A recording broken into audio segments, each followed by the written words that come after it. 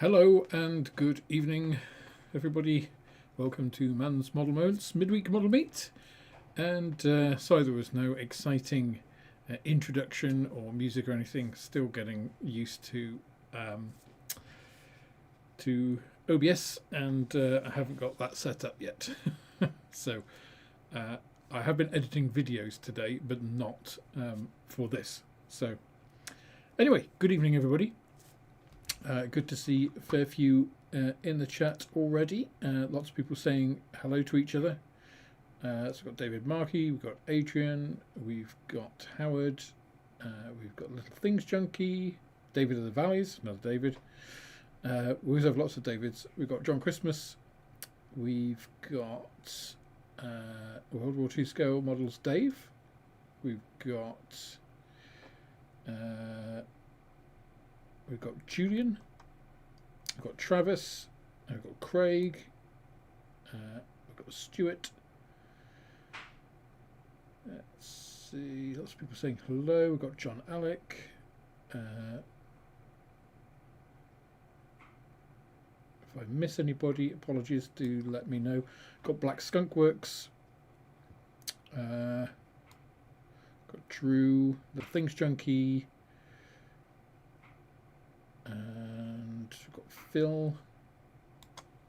Good to see you all. We've got Angie. That's an interesting one to say.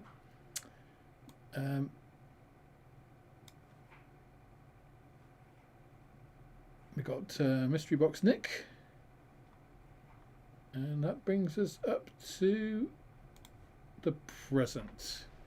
So, good evening, everybody. Unboxings tonight.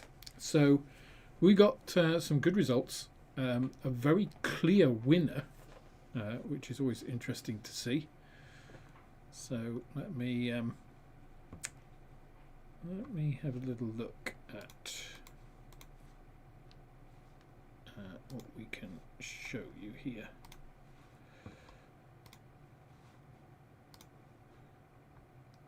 Let me get that in.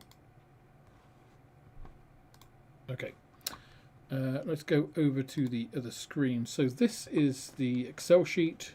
So lots of people voting, and you can see a very clear winner.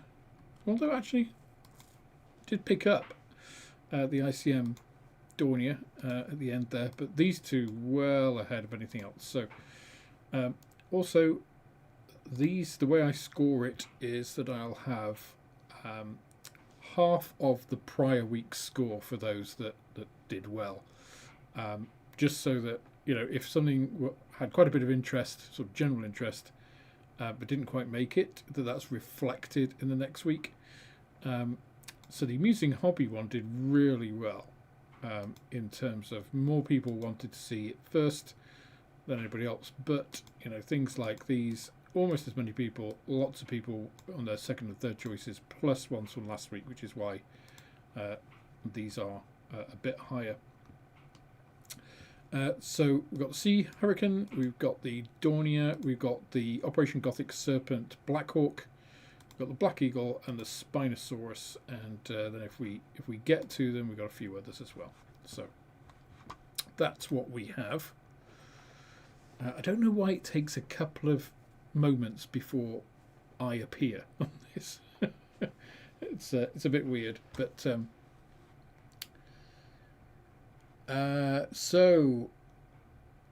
Adrian, I did manage to get the flooding sorted. So because I was flooded early on in the shop, which was pretty bad, I changed all of the shelving in the shop so that the lowest shelf is now about 3 inches above the floor, so the racking. And then there's a step at the back of the shop which is about a couple of inches, so the flooding would have to be absolutely catastrophic to actually, you know, affect stock, which is good. I did have some Warhammer point of sale stuff which was like leaning on the floor and stuff. That got ruined, but it was surplus to requirements. It was free anyway, so not too worried about that. The worst thing was the thing you don't think of with flooding, it's obvious, but it's not unless you've been flooded you really notice it, is the amount of dirt, the mud. Because when I came in, as I showed on those photos, you could see just like these, like you can see almost like the waves of mud that were put in there. So cleaning it up is a pain. It all cleaned up, obviously. It had a chance to dry out over the Saturday and the Sunday. So the worst thing was that I lost a day of trade on Saturday, which is typically the best day of the week, which is annoying, but you know, nothing damaged. It's awkward, and you know, it's just one of those things. I did write a fairly strongly worded email to the landlord in that morning on the Saturday. And on Monday, the caretaker guy came round with another guy to get the barrier sorted and everything. It still hasn't been done. They're talking about possibly raising putting a lip on basically a front door step kind of thing. I don't know. I don't really care how they do it, as long as they do something. But we had more rain last night, and if I hadn't have changed the barriers around and stuff, I'd probably had flooding again. Because I noticed when I came into the shop, I went home and then I had to pop back for something, and it actually flooded back into. I've got like a mat which is sunken down. If you've been to the shop, you'll know, and that was completely flooded. So, yeah, it does need to be done soon. So, but thanks for asking, and yeah, hopefully we have a solution, because obviously I'm going to be away for the weekend, and if it's raining this weekend I don't really want to leave the place vulnerable, as it were. Anywho, so the first kit we have is this beast. So this is the Hawker Sea Hurricane. So this is not a new tool, but it is I can't remember when the original tool was out. Scalemates will help us, obviously. If I just bring the Scalemates up.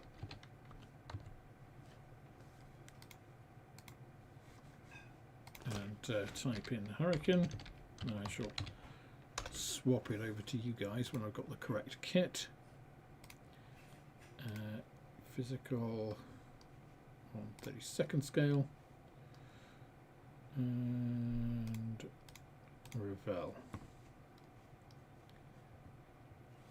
So let me show you.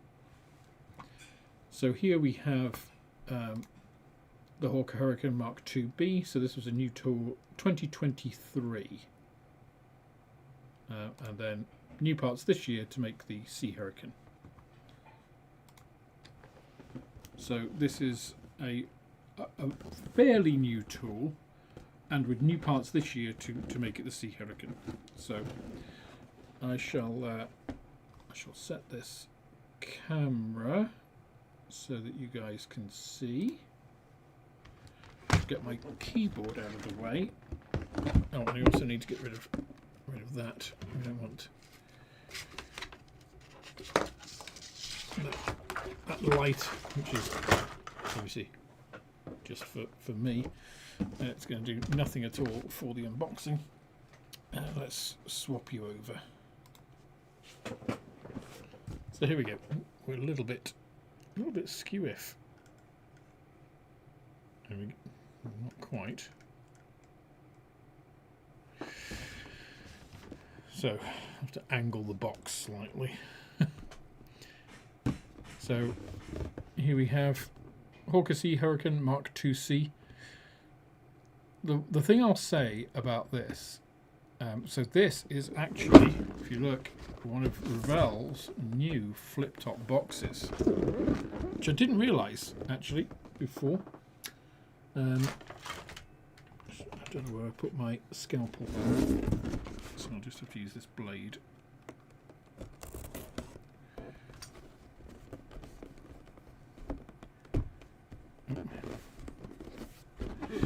So, flippy top box.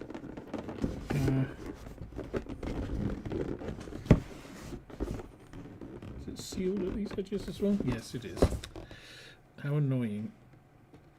How many seals do you need on a box? 3 apparently. Right.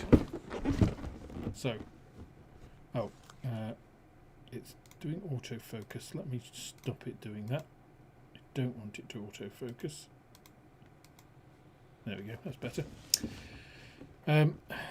So, ooh, flappy.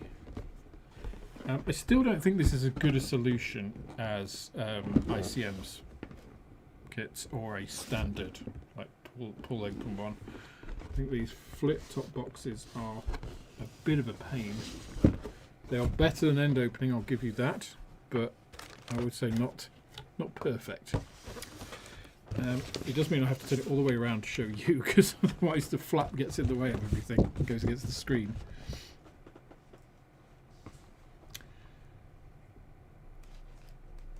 So, the first thing I will say is, why did the box need to be this deep? And of course it didn't. It didn't need to be this deep, because if these, let me just take that a second.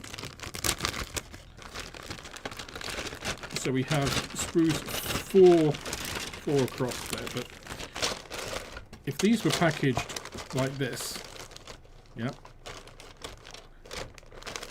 your box could be almost, not quite, but almost half as deep. So the first thing is, this is an unnecessarily large box, which, you know, you can get an idea from there, right? It's a little bit higher because of the, actually if you put it that way, then it's the sprue. It's about 60% of the size of the box, right? So you've got a lot of movement room in there. Obviously these were all packaged together, which means you've got movement here and this way.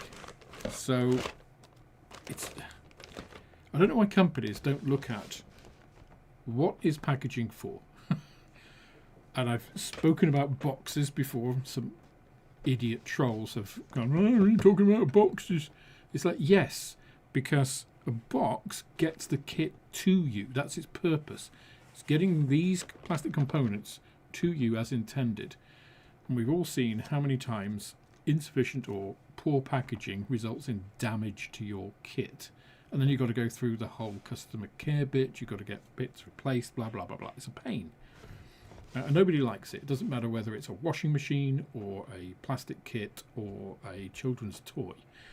You know, good packaging just makes things better, makes things more seamless.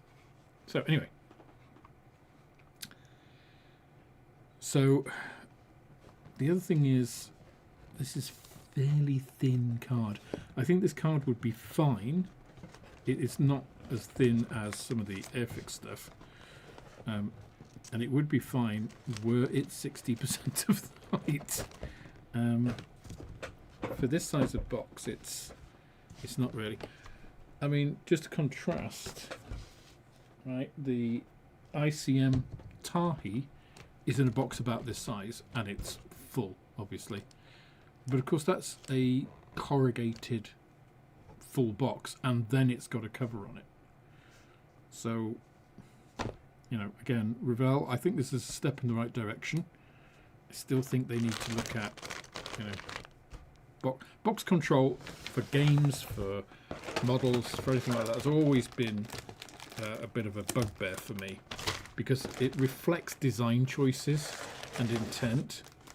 And if you're going to be sloppy about something like that, then you're probably sloppy. It probably is a reflection of culture, right, within a company.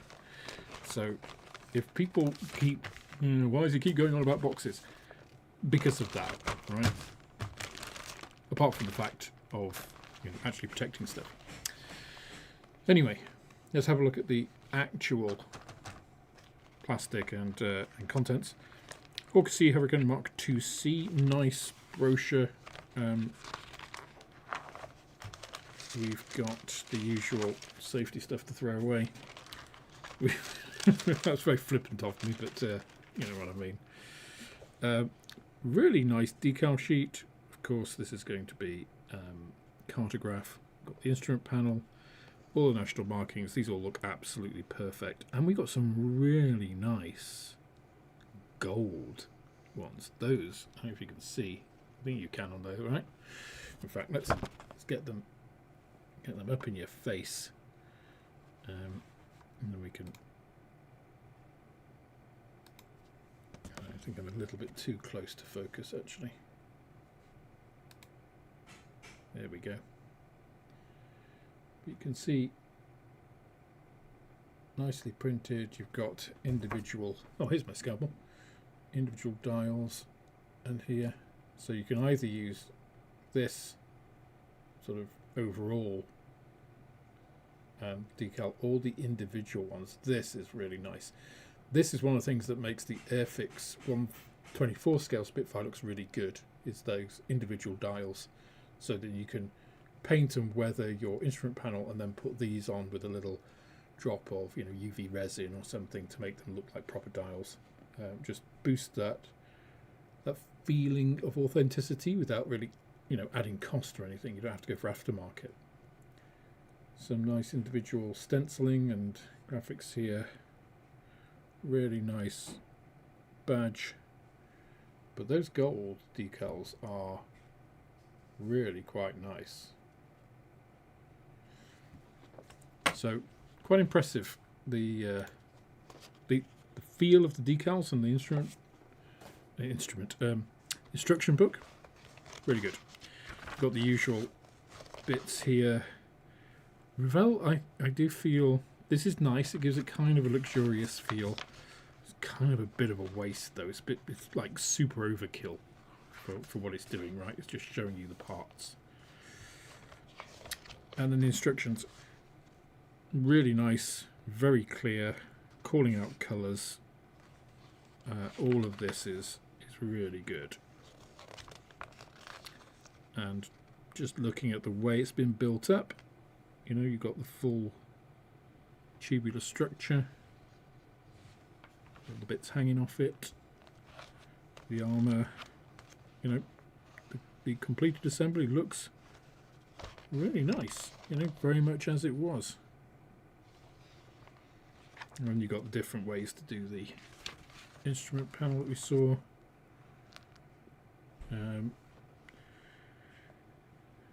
Okay, obviously no engine in this. You've just got a blanking plate, effectively. Whoops. Oh dear, Alex, stop it. There we go. Sorry, let me make that big for you.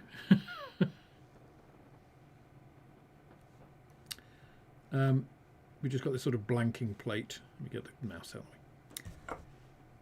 So, I mean, the good thing is there's room to fit an aftermarket engine in there. So, I think that's quite good.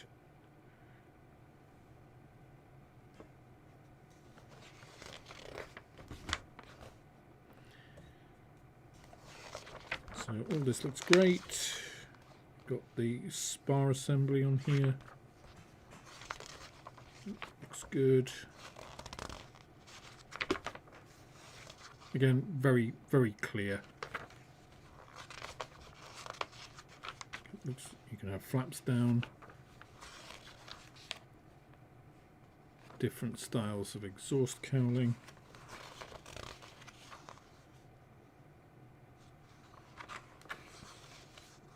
Looks pretty nice. Then you've got the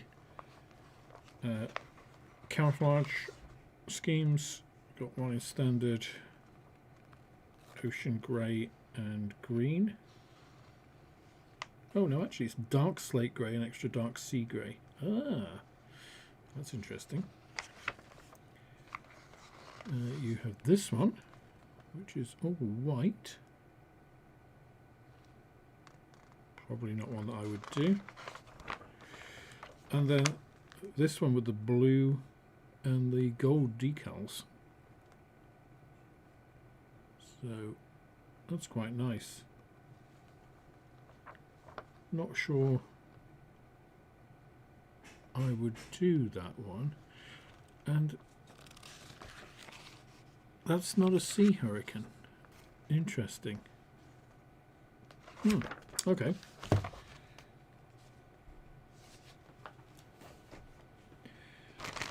So let's have a look at the plastic.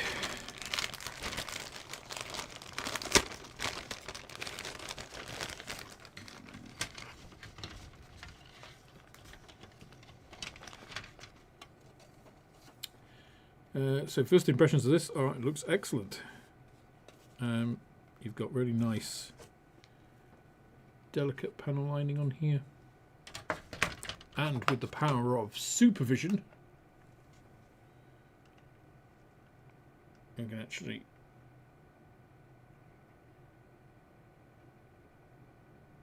see all of that. Let me try and get a piece which is, there we go, we've got rivet detail. I mean, really crisp for the sizes of these things here.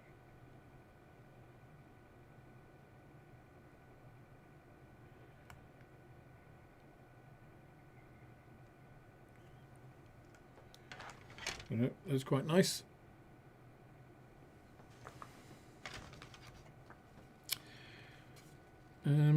I would have liked to have had access panels and Hispanos, but you know, that's what the aftermarket is for.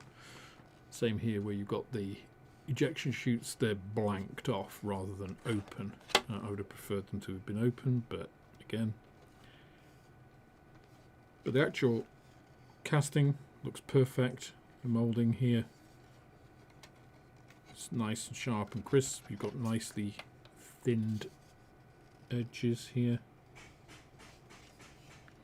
Now here's an interesting thing. So if we look here,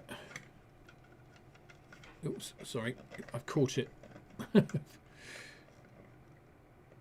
You see here, so Hurricane 1/32 scale, 2022. So obviously this was made, it's created in 2022, wasn't released until 2023. So it just gives you an idea of how long these things take.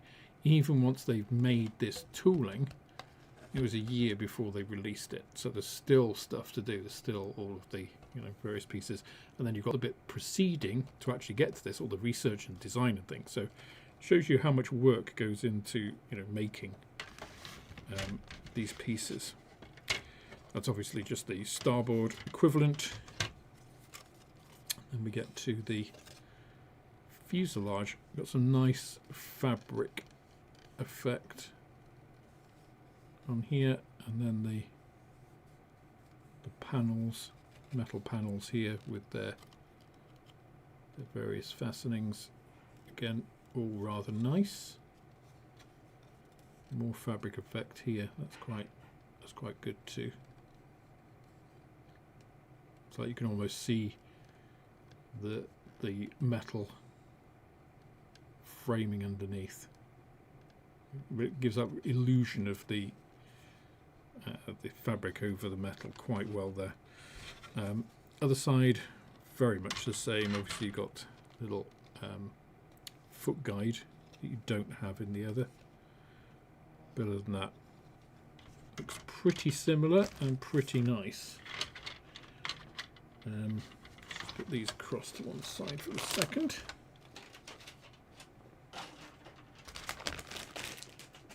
I do like the Hurricane. It's a nice. It sort of, to me, looks more friendly than the Spitfire. I know that's a very subjective, kind of an emotional way to look at an aircraft, but I always think the Spitfire, if they were people, I think the Spitfire would be a ton of fun, like full of energy and a little bit exhausting. The Hurricane, to me, would be a friendlier, nicer, more reliable, always there for you kind of guy, you know, or girl.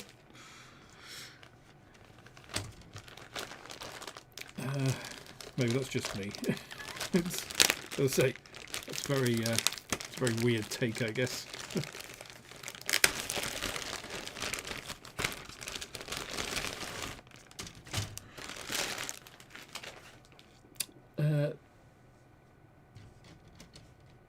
So where do we start here? I think on these. Yeah, let's do the big frames and then we'll come to the other bits. So. Again, this like centre fuselage, under fuselage piece, like where the wings and the wheel wells are, really nicely moulded. All of this is really nicely moulded. They've got nice small injection gates. You can see here. They are. Oh, with me, tools of the trade. Get my.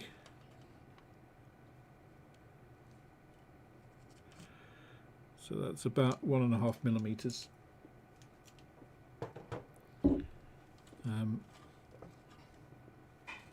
The wing spars sections all the way through here.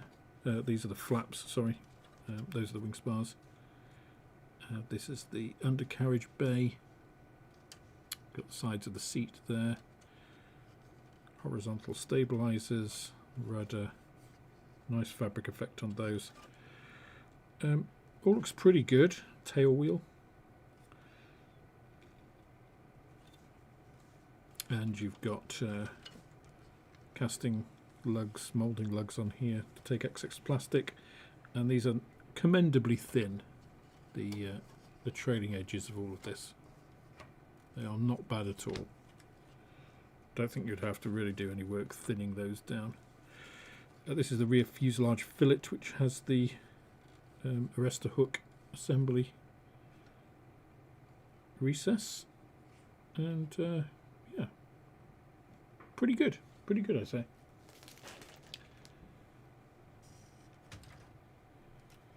And then the other side, so that's the standard Hurricane rear fillet. So I'm gathering from this and the fact that that other scheme was just a 2C and not a Hurricane, Sea Hurricane, you could make a 2C from this without any modification, I'm guessing. So obviously this frame here must be from the original 2022 tooling. You've got the 4 machine gun hole outlets there, look. Which of course you don't have on the Sea Hurricane or the 2C. They are 4 Hispanos. There's that piece which is going to stand in for the engine. So you know, a couple of people have said for nearly Paul says for nearly £40, I'd expect a better box and an engine. It's like, yeah, there is a case for that, I would say. But then, you know, you're not getting an engine in the Qatari kit, which is twice the price for the Spitfire. So it's kind of horses for courses, I guess. I mean, £40 is, I would say, it's not a terrible price. It is a 1/32nd scale kit.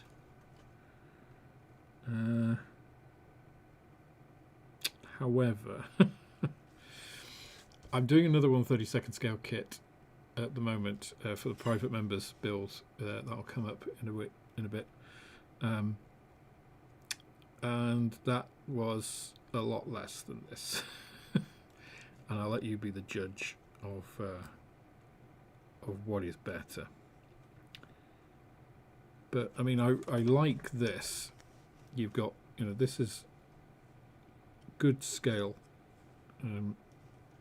effect, I think, in terms of the sizing of all of this. It's not over, it's not under. Looks pretty good. You know, I think it will come together and create quite a nice facsimile. Just on, you know, observation. Here are your different types of manifold. The instrument panel, which has some nice texture on it. Let's give you a close-up of that one with the super macro lens.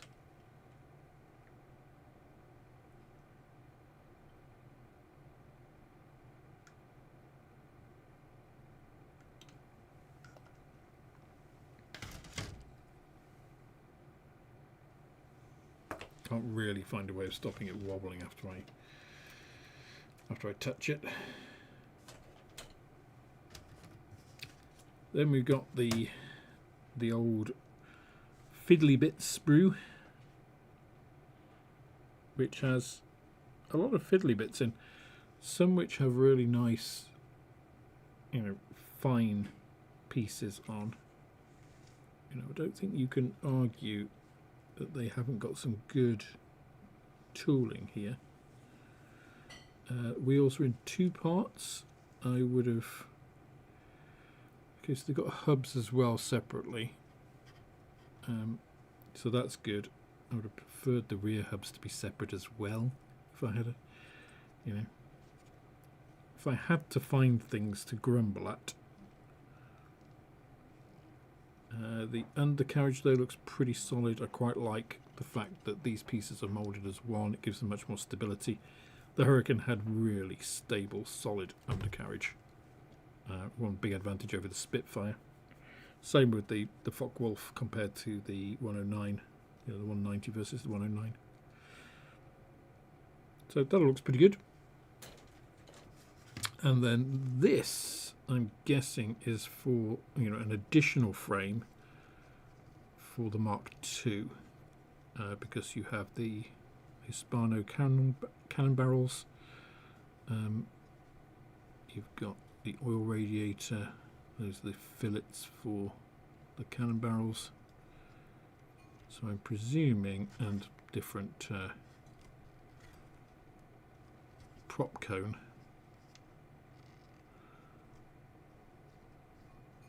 But overall, it doesn't look bad. The Hispano barrels. Are those sink marks on the underside? Let's go to Super Macro.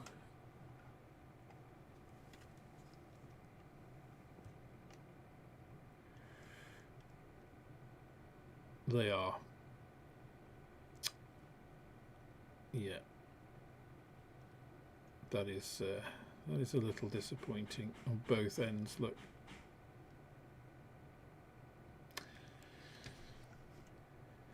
Why they would choose that, I don't know. Because that really mars them. You've got 2 on each one, so you've got 8 just to make those barrels look okay. So there's a straight away a candidate for replacement. Because reworking those won't be fun. Okay, let's have a look at the transparency.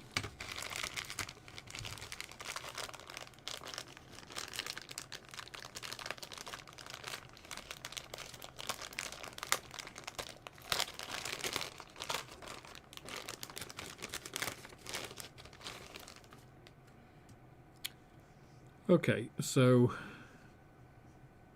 you have, I'm not quite sure what that part is.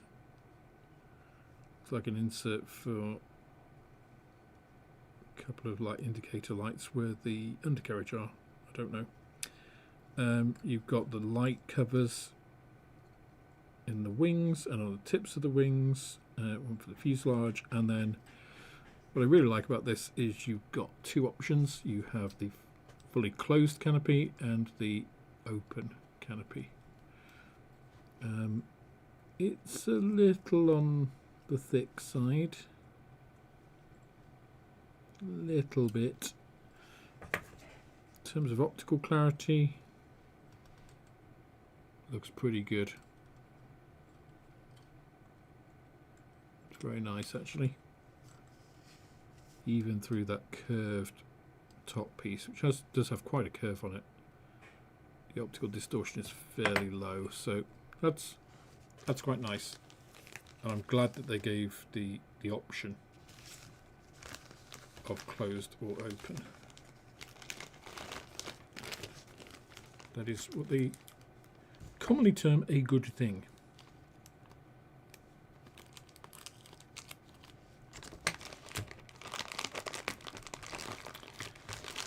So yeah, I don't think this is quite up to current 2025 production myself. This is a nice kit. I think it represents the height of where Revell got to, sort of in the early noughties. I don't see real progression from that point. It's good, it's nice, but it's not like blow you away good. You know, and £40, you know, you got to think, if you bought a Tamiya M36, the new Tamiya M36, it's £36. Because I should say this is £40 in my shop. That's 10% less than normal retail. Same for the Tamiya kits. The prices are directly comparable, 36 versus 40. So this is more expensive. Size-wise, sure, this is bigger. So you're getting a larger kit for that money. Obviously, it's an aircraft, so it's not really directly comparable at all. But if I compared this with, let's say, the Tamiya 1/48 scale Beaufort, which is about the same size, because the Beaufort's a bigger aircraft, smaller scale, kind of counter each other out. That Beaufort, I think, was something like 1996. It's a better kit, I think. So that's, I think, where it is. Oh, is that a sink mark? Oh, that's a big sink mark. Just spotted that.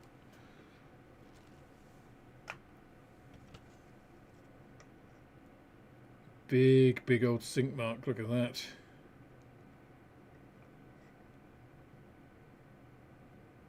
That is that's not pleasant. Yeah, this one's okay. This one is not.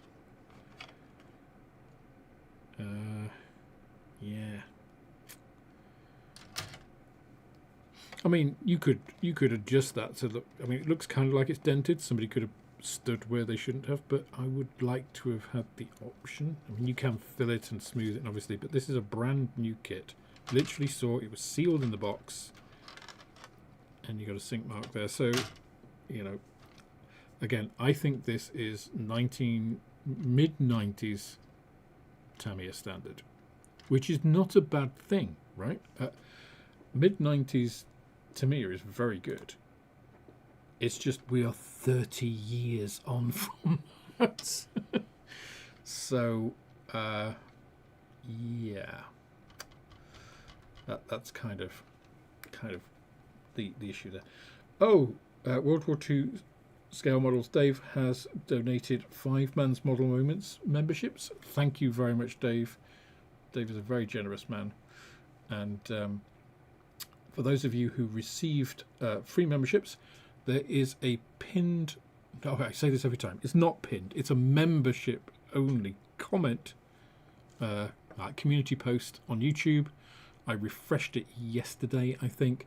So if you go over there, there's the link for the Discord. You can get into the Discord, say hello. It's where I spend, I'm very accessible on Discord. It's a very easy platform to use. And we've got group builds, we've got different votes. You get access to the private members builds now as well. So I'm doing those, putting about 3 of those up a week. I've got to upload a couple more. There'll be another one that goes live soon, because there is a video coming out tomorrow. So yeah, go and check all of that out and all that goodness. And thank you very much, Dave. You are a star. I'm looking forward to our meal on Friday night. I haven't booked anything yet, but it'll happen. So on that note, if you are a member, you can go on the Discord. There is a channel specifically for Telford Scale Model World 2025 in Telford, where there is a Where to Meet link. Where to Meet is just a free online sort of appointments arrangement thing. Basically, people can tell you when they're available and for a couple of days, so that you can organise stuff. You don't have to sign up or anything. You just put your name in. You don't have to put a password in or anything. If you don't want to, if you do, then you can go back and revisit and see who else is going on. But go on there if you're going to be at Telford. I think we're going to go out Friday and Saturday night. Not everybody has to come to both, obviously. It gives you the option for those who can't make one night or the other. And pop your availability in. Telford has some very good curry houses. So let's put the contents of, you see, yeah, just, this is the problem with it being so big, and it's not fixed here either. It's not glued. You know, I imagine that's some German or EU environmental thing. But I mean, they've glued it up here, so it can't be that much. I would have thought if they glued it down there as well, that gives a lot more stability, rather than this wants to go in. But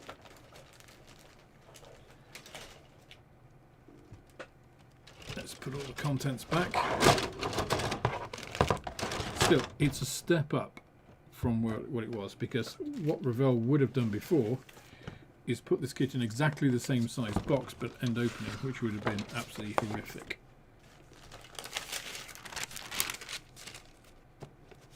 So yeah, really nice decals that I won't use probably. I really like these bits. So highs for me on this kit. The overall moulding and tooling looks good. As I say, 1990s Tamiya is still a very good kit, you know, that kind of standard. Individual decals, cartograph decals, obviously. Individual ones for the instrument panel, really good. Good plus. I love these decals, even though I'm not going to use them. I'll find some use for them at some point, I'm sure. And the option to, you know, nice options, and the option to build it as a 2C or a Sea Hurricane. I think is pretty good. This to me is the one that I'm more drawn to, although this would look great weathered. So Sully, if you're watching, that's the one that we want to see you make. But that is the Hawker Sea Hurricane Mark II-C. I'll probably estimate that's going to be about a 7 out of 10.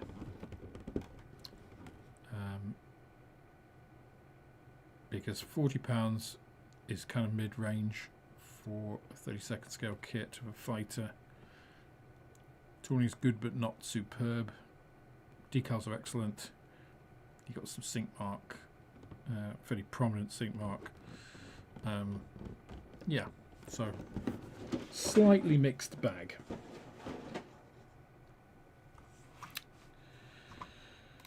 All right, let me just catch up on chat, make sure.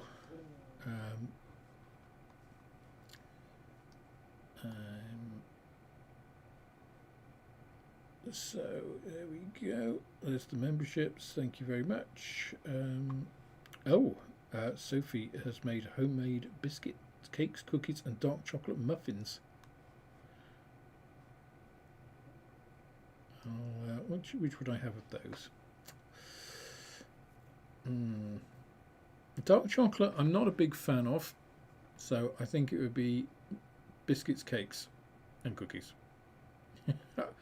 You know, I'll let others have the dark chocolate stuff. I'm generous in that way.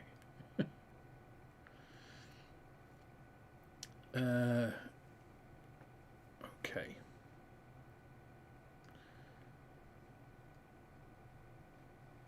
So Mark, don't worry about being late. This is a very chill broadcast, I think. We don't have to have everybody here on time. And yeah, I think the box art, you're right. Sorry, Ian. A little bit. I've got my monitors quite far away to make room for the unboxing, obviously. Yeah, I think the box art's nice as well. Box art is good, definitely. Scale Model Apprentice. When my gift membership runs out, will I still be able to access the Discord? No. So I regularly purge the Discord. It is meant to be a perk, if you like, of membership. I do have, I mean, the lowest level of membership is like $2.95 a month, so it's not a lot, I think. So I hope I provide good value for that. So I'm not rigorous about it. I kind of do it. I'm supposed to do it every month, but I never have time. So every 3 months or so, I kind of go through and purge it. I try to allocate everybody's level. You know, so if you're a sprue or box art or everything, that's reflected. But yeah, it is a perk of membership.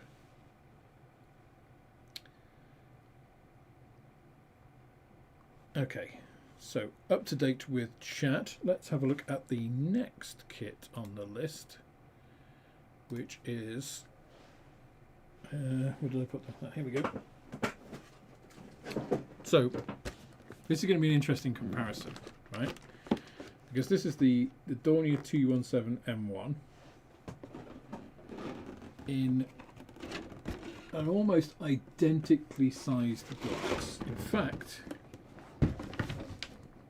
the Sea Hurricane one is about a centimetre taller. Other than that, they're almost exactly the same. Right? So let's do a compare and contrast, shall we?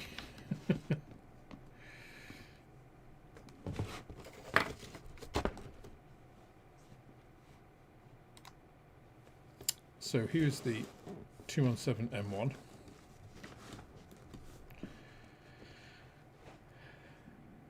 So this is kind of the opposite of the scheme that we had on the K, which was a dark scribble over light. Here we've got a light scribble being applied to what I presume is a prior camo scheme.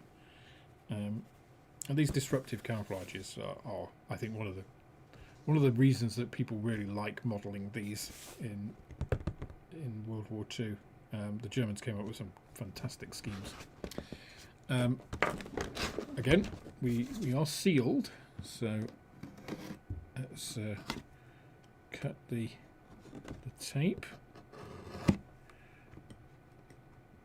Now, I won't spend too long on this, and I'll explain why in a second, but we've got the nice glossy top, and then we've got the, again, extremely robust corrugated cardboard box underneath, which opens, and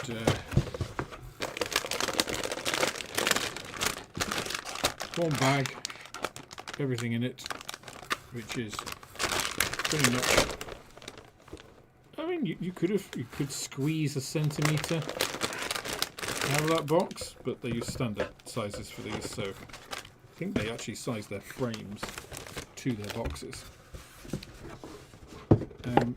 So in terms of like the probability of everything getting to you in one piece, massively increased, I think, here compared to prior.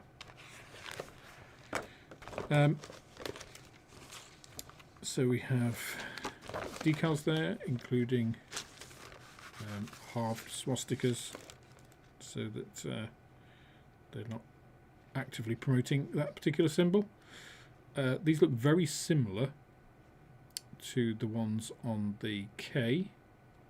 Obviously different markings, different colours of the markings, but overall pretty similar. And ICM decals, they're not cartograph. They are very nice. They are not as easy to use as cartograph. They don't slide about. So a cartograph decal you can put on place and then slide it to where you want it. You have much less working capacity with ICM decals. They do produce really nice results, but you have to have a little bit of experience using them, I think. Whereas cartograph decals, you know, anybody could use.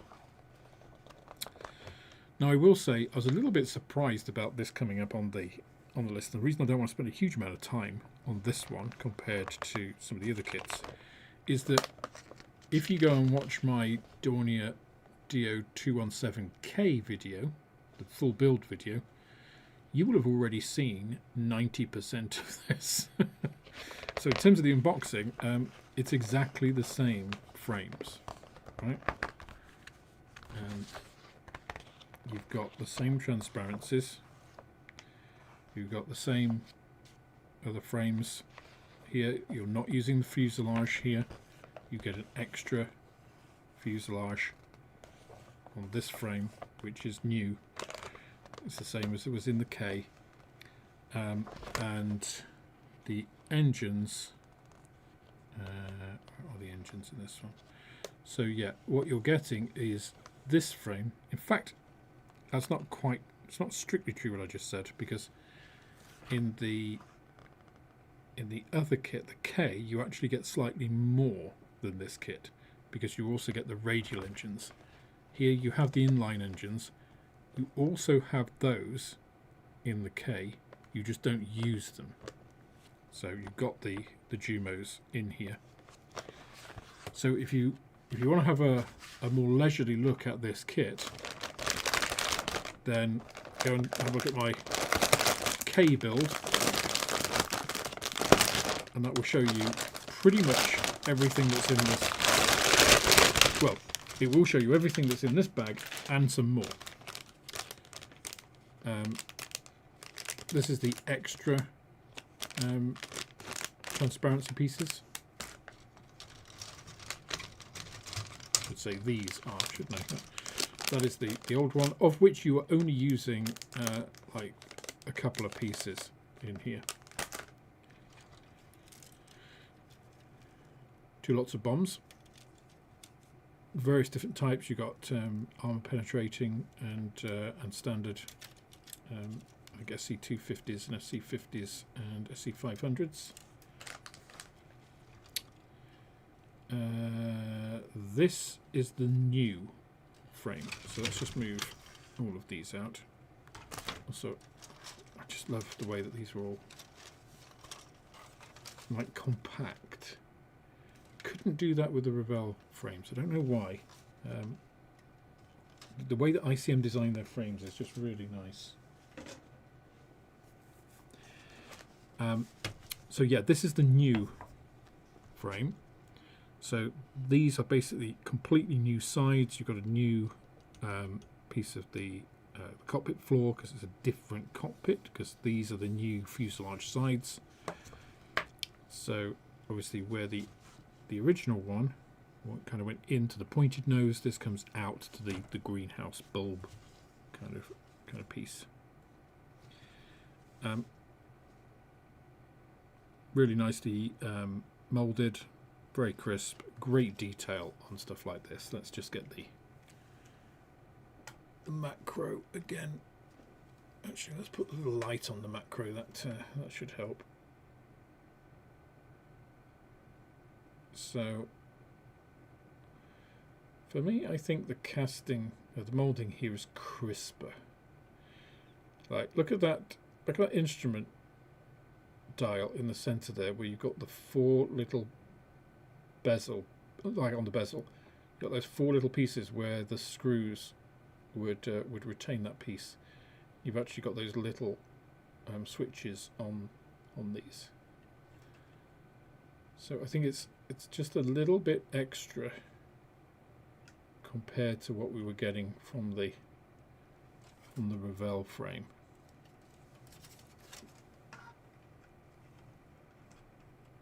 I mean, it's not resin, obviously, but I mean, if you look at these radio pieces, sorry, it's really difficult to try and get this. There you go, those 2 at the top. You know, just some really nice pieces there. Also, how fine some of this work is. Also, look at the casting. So can you see on that? You can see the machining marks from the CNC on that sprue. Not on the parts, but on the sprue.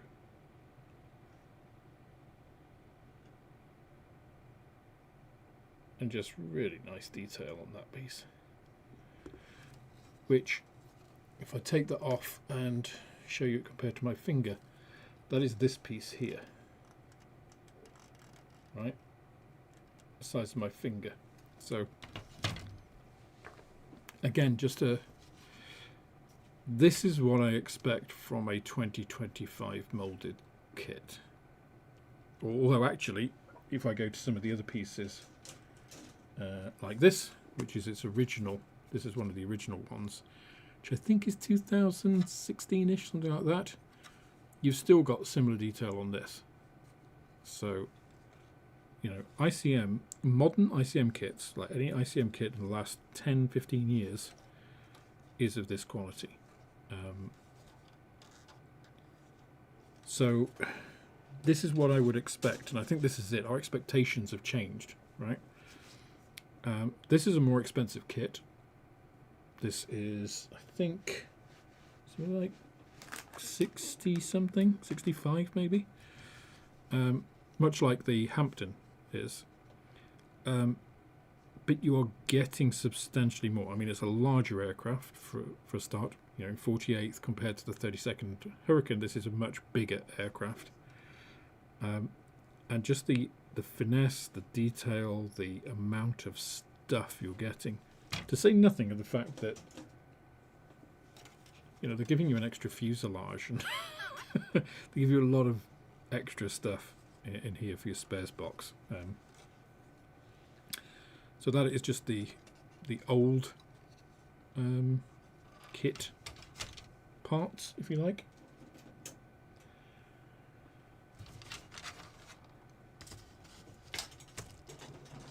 What should we go on to next? We do the wings next. I do like the way they've done the wings in this kit. So here is the main wing piece, and just to give you an idea of how prominent the engraving was on the Revell kit compared to this, again,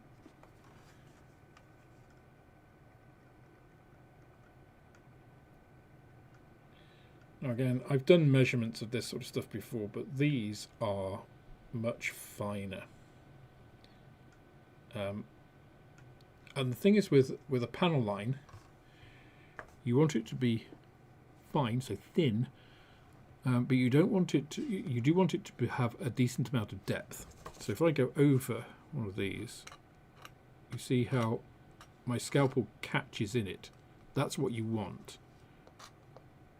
Right, so if you, I'm just dragging literally it kind of perpendicular, and it stops. The blade falls in to that crack and stops. What you'll find on things like some Zvezda kits, Bronco, for instance, Italeri, is that you have quite soft lines, so you'll go over it, and you won't stop. I mean, I'm holding my blade at an angle here, so it doesn't. Rather than having a okay, I've hit a panel line here, and it's I'd have to force it, scratch the plastic to go over. Because what you want it to be is apparent when it's got a wash. It wants to hold a wash. But these weren't real lines on an aircraft, right? These represent little like joins of metal where there were rivets and things. So again, about the illusion of reality rather than the actuality. But the nice thing about this is that it incorporates the fuselage fillet. So this gives you the right, your wings are always going to be at the right angle. Right, I don't think there's any dihedral on these at all. And then these pieces come in. It all fits beautifully. Again, if you watch the Dornier 217K video, that kind of goes through a lot of this and shows you what it builds up like. It's a really nice kit. If you're thinking of doing an M, then I don't know what the options are out there, but the ICM kit, I would say, is probably your best option. Fiddly bits, you've got, I don't know, it's not a steering wheel, it's it's some sort of trim wheel. You've got this little like canvas. Again, let's just put you on super macro. So that is the weaved like leather strap seat. I mean, look at the precision on that piece. It's a shame I can't get it more centered because the rest of the frame is obviously preventing it. But just look how crisp that is.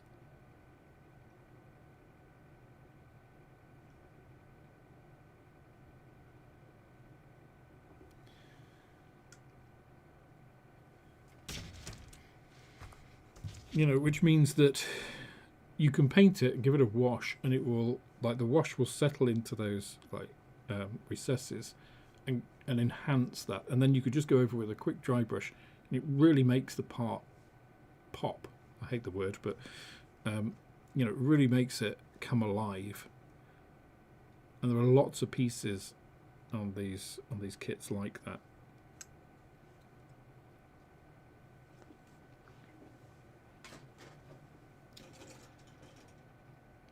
So this is where the inline engines are. So these are the Jumos, the big dirty Jumo. I think they're 213s on this aircraft.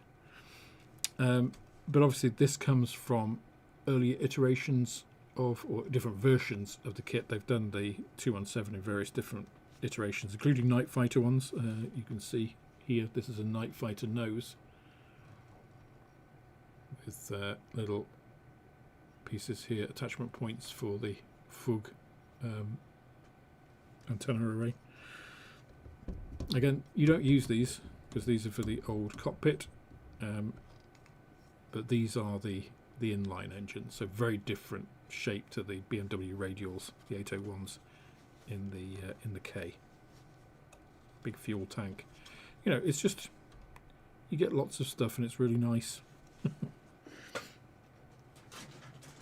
And then you've got two frames, identical frames, which are all your sort of nacelle gubbins, I would say. So you've got engine mounts, you have GMO engines which you can build up, you know, and then you can super detail them if you want, add wires and stuff. You can't see any of them, like in the standard kit, because they're not, you know, open by default, but you can do that.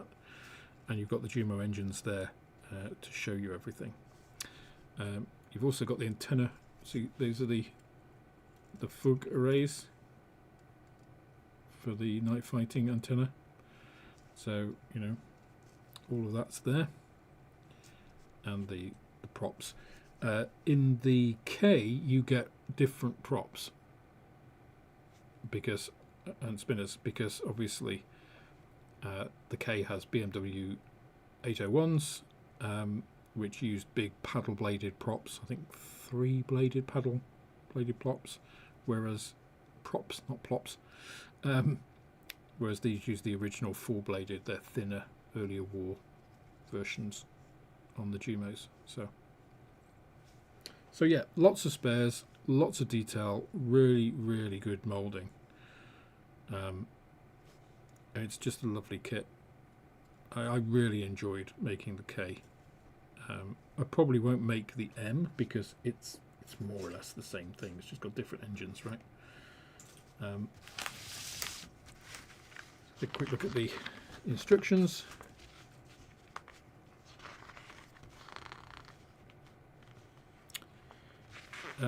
So obviously showing you all the pieces you don't use, and then the actual instructions going through. They do have a little bit to subscribe to the channel, but no build video for the M. But as I say, if you check out the K, it's virtually identical, apart from these big engines. You get options. You can use this as filling mounting, or a single mounting for the MG81 or the MG17. All of this pretty standard. You can have the bay open or closed, with bombs or without. And you're right, yes, these were used as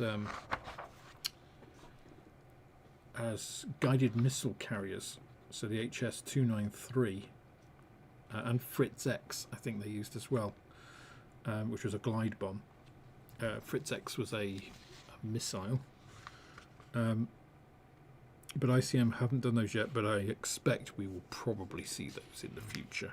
ICM are pretty good about maximising the use of their toolings, and obviously this has a lot of common parts with a few, you know, bits which can all come in to make all these different versions.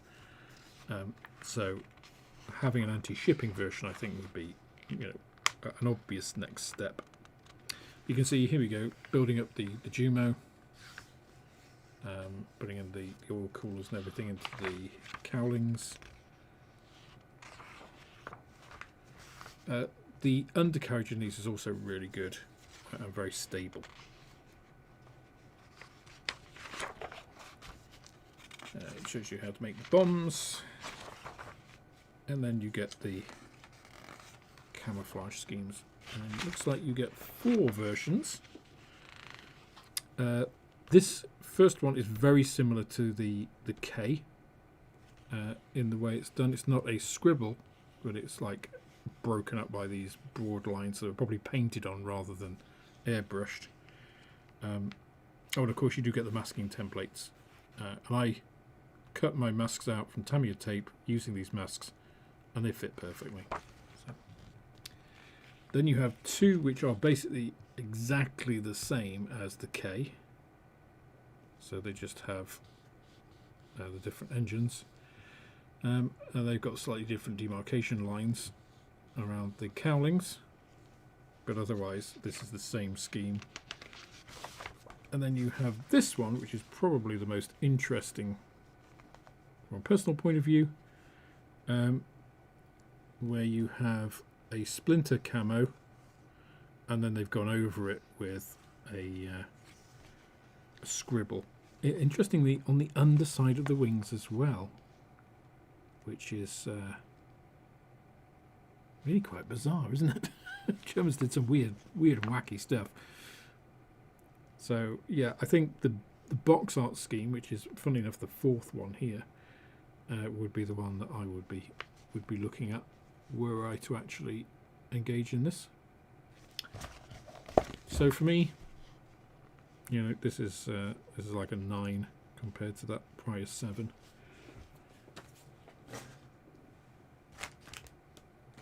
And now, I think actually one of the most challenging things is getting ICM stuff back in the box, because they are pretty well packaged,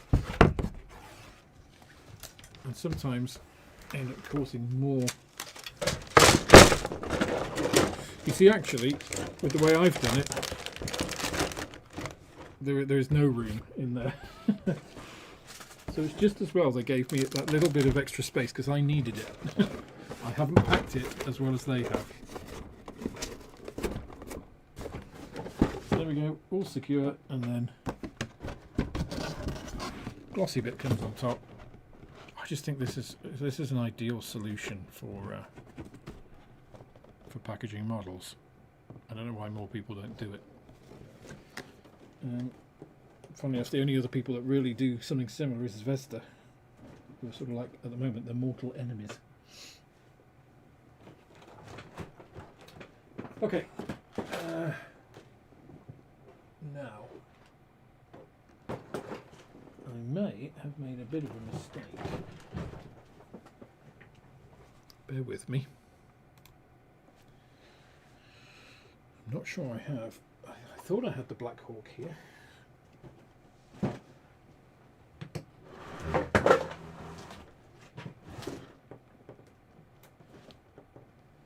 I do. It's right at the bottom of a pile of boxes. So what I'm going to say is I'll come back to that one and we will address the next one. So I will say the Operation Gothic Serpent Black Hawk is pretty much the same as the standard Black Hawk, the Special Operations one. So again, like the 217M1 compared to the K, you've seen, if you go and watch my Black Hawk build video, you would have seen most of it in the unboxing there of what's in the Black Hawk Down one. They have just released a set of crew for the Black Hawk, which will be nice to see. But I'm going to skip ahead and I'm going to go to the Black Eagle, which is this beast. So this is the Amusing Hobby, which I think is an amusing name by itself. Amusing Hobby. So a Chinese manufacturer, of course. And the Black Eagle, for those of you who don't know what it is, it should be a bit of a clue. Let me put you back onto the other screen.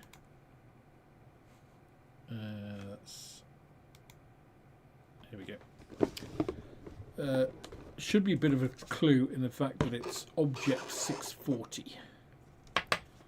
So this was basically a development of the T80/T90, which didn't go forward, basically. And but Amusing Hobby have made a kit of it, which came into my possession, and a lot of you guys said you wanted to see what it was like. So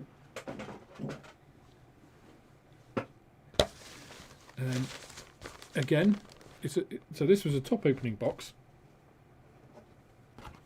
A fairly thin card. It's a little bit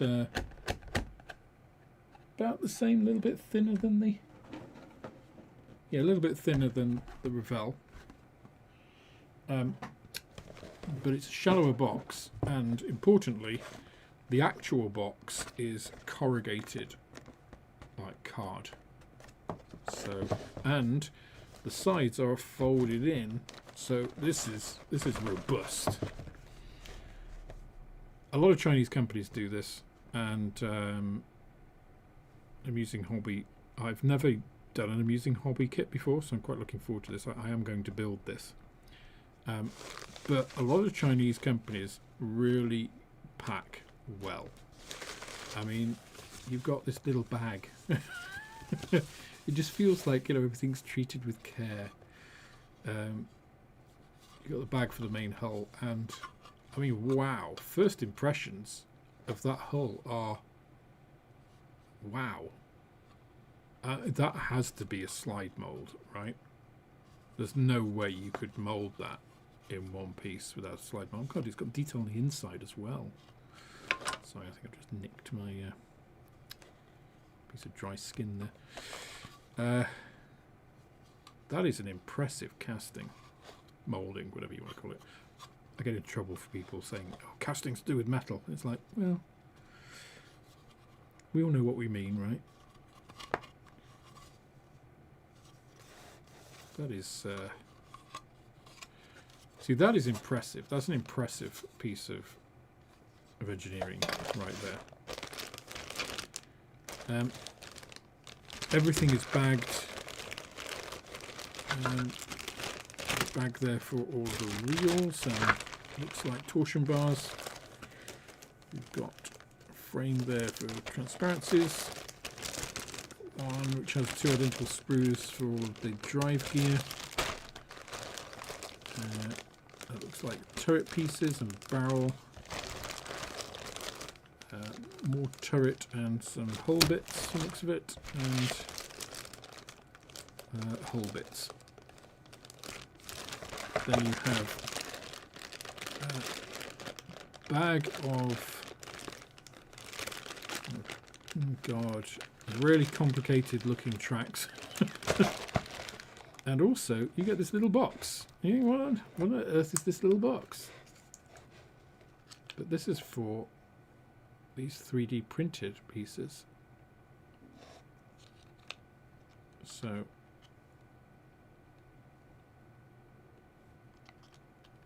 this is quite something.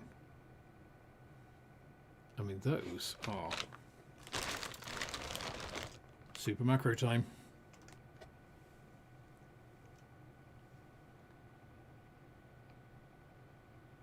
Those are your caged lights.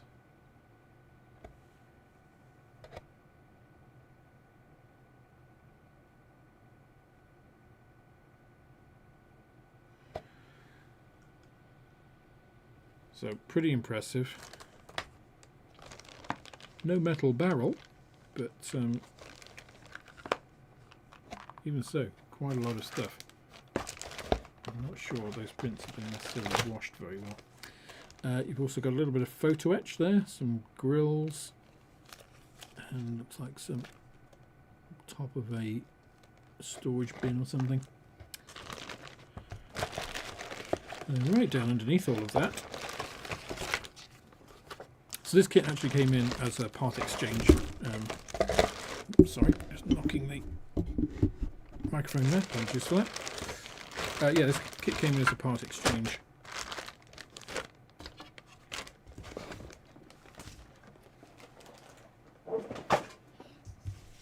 And I thought, oh, people might be interested to see that, and if they are, that means I can build it.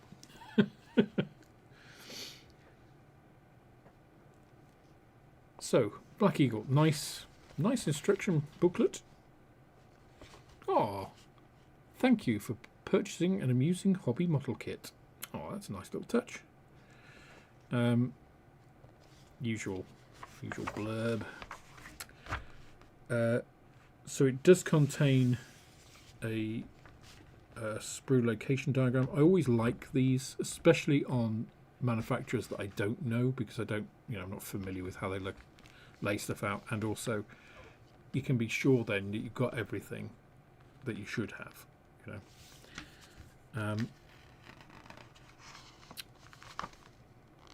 So looks like standard kind of procedure for getting everything together.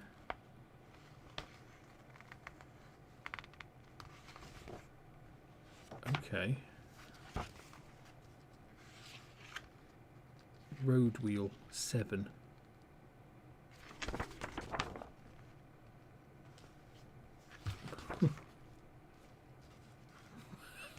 What's, okay, so the instructions, they looked, they look quite nice, but then you actually start looking at it and you think, do these actually make any sense? You've got 5, you've got 6, and then you've got 7 is putting the road wheels on. It's like, okay, are the road wheels one piece? The road wheels are not one piece, so oh, hang on a minute. I may be getting ahead of myself. It does tell you how to make the road wheels, I was going to say. It's just like, oh, yeah, just road wheels. But that's back here. I'm not sure what all these numbers... Oh, that's the number you've got to make of them. 2 of those, 14 of those. Right, okay. There is a certain logic to it. It's just not necessarily an obvious one.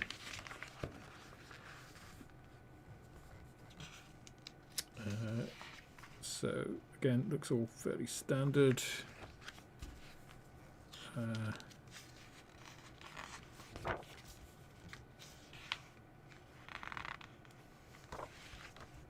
Okay, I think the majority of the time in this kit I can predict is going to be in the first 5 steps. Because you're making all the wheels. I have no issue with that. You're doing whatever all this front bit is, that's no problem. And then you've got to make these tracks, which you have, so you can't see that very clearly. You have links, and then you have guide horns to go on each link, which looks like an absolute pain in the arse. You've also got these shock absorber assemblies, which are 4 pieces each. You make 3 of those. Okay, that's not too bad. Yeah, and you've got all of the torsion bars to put in as well. So it's interesting. I don't imagine this bit is going to be much fun. And then once you get past it, it's all fun. It's all the good stuff after that, right? There's only one scheme, and it's black. That can't be right. Yeah, it is. That's probably why it's called the Black Eagle. Okay. Interesting. Let's have a little look at the plastic.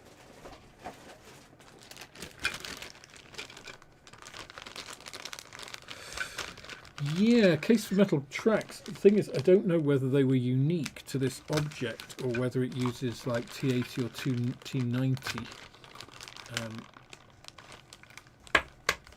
tracks. If it used standard T80/90 tracks, which let's hope it does, then that's an option. But if they were unique, I think the chances of getting a bespoke set of tracks for it are minimal.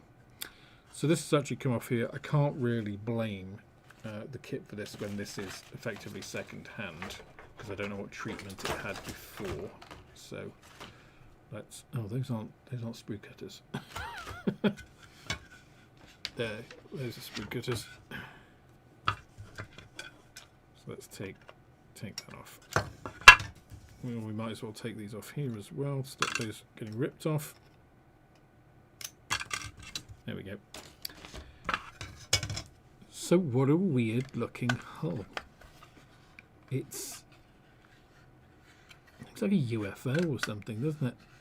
It's because you've got that kind of standard Soviet, very low profile turret with like contact type explosive reactive armor on it, almost like then added to a Western style, very square back. It's just weird, isn't it? Which is one of the reasons I liked it, of course. I like weird stuff.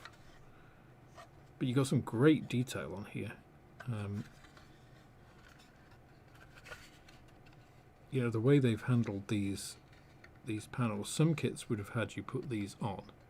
If this was a mini art kit, each of these would be individual. Let's just go to Super Macro. Yeah, I mean, those are nice, cleanly molded. It's got a little bit of nice texture on the actual plates as well. I like that. That's good. You've got some weld marks there. Those look good. I mean, you've got really nice weld detail across that.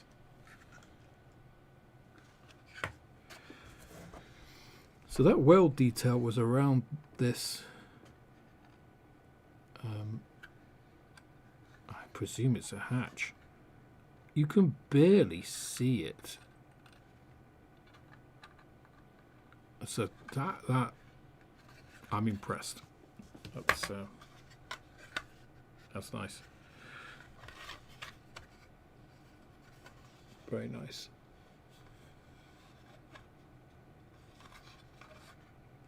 Very, very low profile as well. Look at that.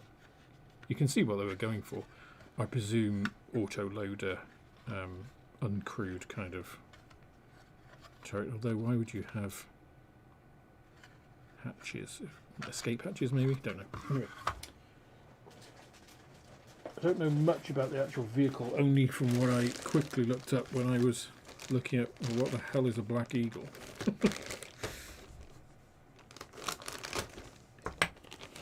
So as you can see, all of these pieces, sealed, look absolutely perfect. Some really nice detail on these pieces.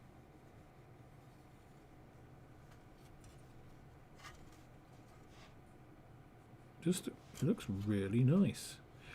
The only thing that I don't like straight off the bat is that this is a two-piece longitudinally split barrel, which are always not necessarily problematic, but they're not ideal. But I mean, you have quite chunky pieces here, and then very, very finely, let's get that out of the way, you can see, very finely molded pieces here as well, which I always think is a good sign on a manufacturer, where they're able to mix and match very delicate parts and big parts on the same frame. Shows they've got good control of their process. They understand how this. I mean, look at the size of that thing. That's tiny. They understand how the plastic works, because if you don't, what you're going to end up with is all the plastic will go into the big pieces. If you don't have enough pressure to get into these small pieces, you will get those won't form properly. So it's one of those things. It's not the fact that they are doing it; it's the fact that it's all done properly. Shows again the character of the company, what they understand, their engineering abilities, all that kind of thing. Some really nice texture on some of these pieces. I'm quietly impressed. Looks good.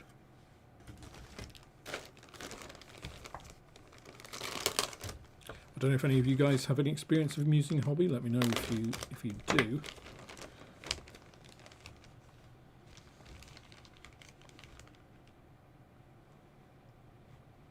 Oh, thank you, John.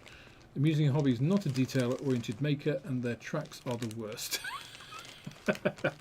Yeah, that was.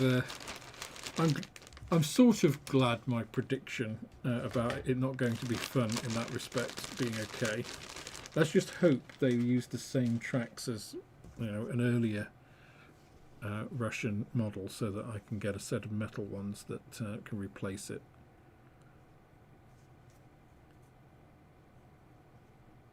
I mean, the shaping of this piece is very nice. This, I don't know if that's the rear or front hull, but I mean these look. And again, look how fine that piece is. You know, 2 runners away from the base of the turret, which again has some fantastic detail on, considering you're not going to see that. Well, I'm not going to see a lot of it because, I mean, this chonking great thing on top of it. Wow, you didn't have much room to get out of that turret, did you? Well, and also I mean, you wouldn't have any chance when this was on.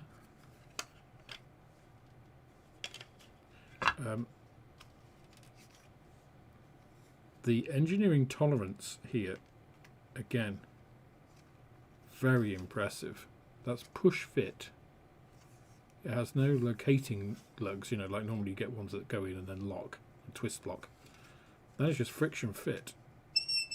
Ooh, God, it's that tight.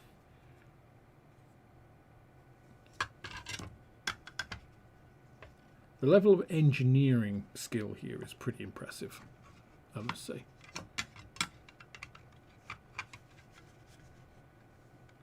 So yeah, it's got nice detail without. I can see what you're saying, John. They kind of haven't gone in for like individual pieces. Like a men kit would have this as a separate piece to go onto this, and they've molded it all in one. I'm absolutely fine with that, especially for a subject which is going to be sort of an interesting oddity rather than something I'm going to put my heart and soul into.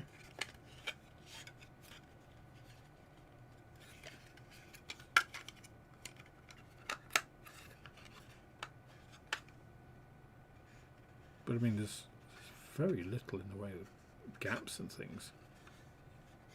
You know, it just fits.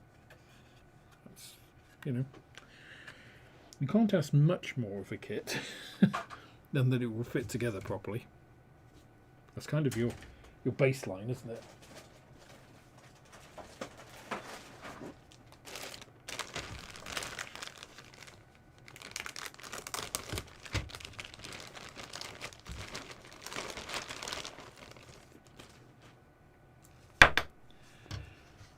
So yeah, and again, you know, a men kit would have had these, probably had these front mud guards as separate pieces, whereas these are all in one. But I don't think that detracts from this really. Interesting, they've got this, well, it's just a log, isn't it? You know, that they use for getting out of where one side is stuck or whatever. But that's one piece, that's just a solid piece of plastic. I kind of almost prefer the barrel to be like that. You know, and then just have the end, which they already do, as a separate piece to give you the hole in it. This final drive kind of assembly, you've got a good nut detail around here, bolts.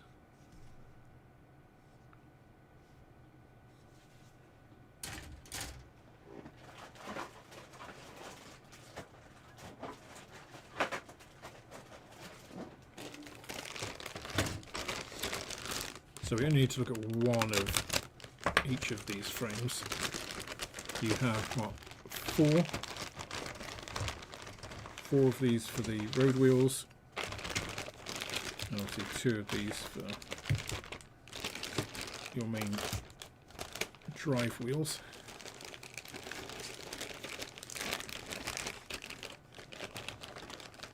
Put 1 each of those. And I think it's going to be more of the same. I mean, it all looks... Again, let's go to Super Macro.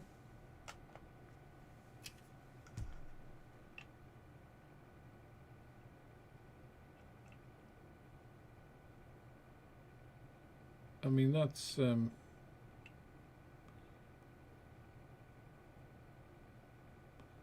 that's not bad.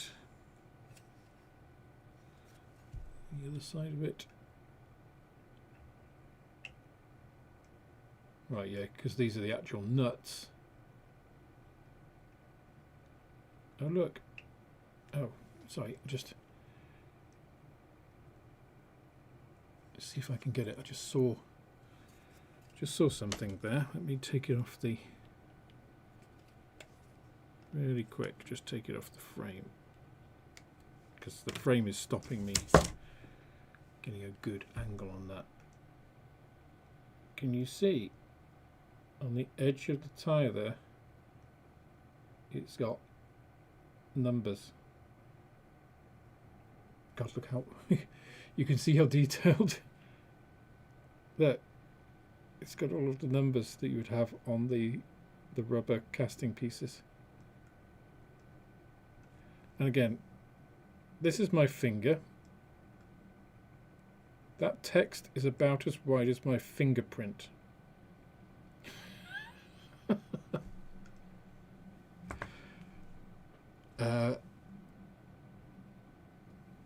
That's quite impressive. I must say, having the serial number or whatever it is that they print on these things, actually on that, I don't think I've ever seen that before. That's kind of wow. I mean, on a 1/24 scale car kit, yeah, fair enough. You kind of would expect it. On a 1/35 scale tank kit, not so much. I mean, that was impressive. I'm really don't quite know what to say about that. I mean, you got similar kind of detailing on these drive sprockets. Oh, interesting. The barrel is all in one with then the end pieces. Again, there's slide molding going on here, and it's quite impressive.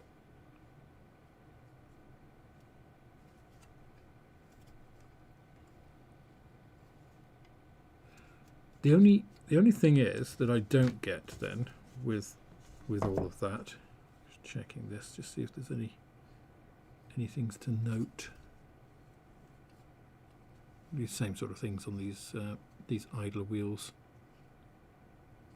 It's got some really fine pieces here as well. But the only thing for me then, why didn't they slide mold the barrel? Why have they given us, the standard 1980s, 1970s even kind of barrel construction? I can only hope that the engineering accuracy of this barrel is good enough that there's little seam work to do. But there'll still be some, because there always is. But they slide mold a barrel. It's like, come on, dudes, give us the slide molding on the bits that really count. You can do this kind of detail on the rim of the molded rubber on the wheel, but you can't give us a slide molded barrel. Weird. Weird. Right, let's have a look at some of these other components.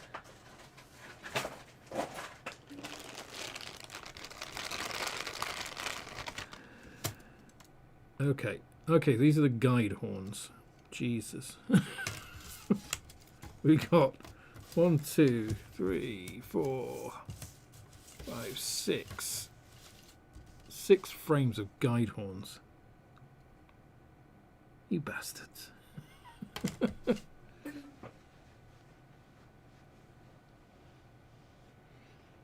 And so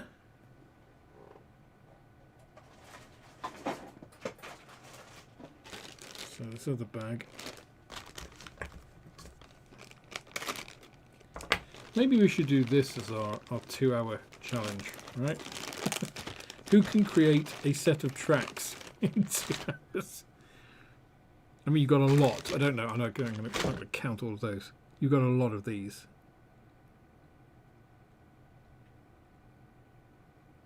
Oh my god.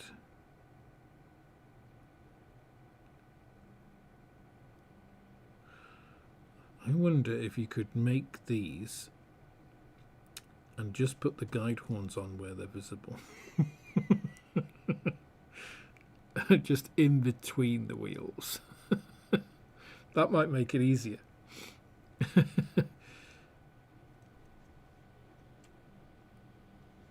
Is this a different plastic? Just, it feels, I don't know. Difficult to tell. I'm not keen on the brown, but anyway. Let me go back and I'm a bit dark there. Let's just get that back. It's a little bit better.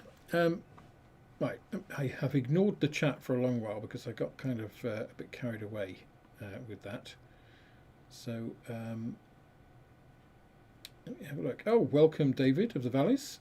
Welcome to Sprue. Again, same thing. Do check out the Discord. Check out the YouTube link for that. Come and join us.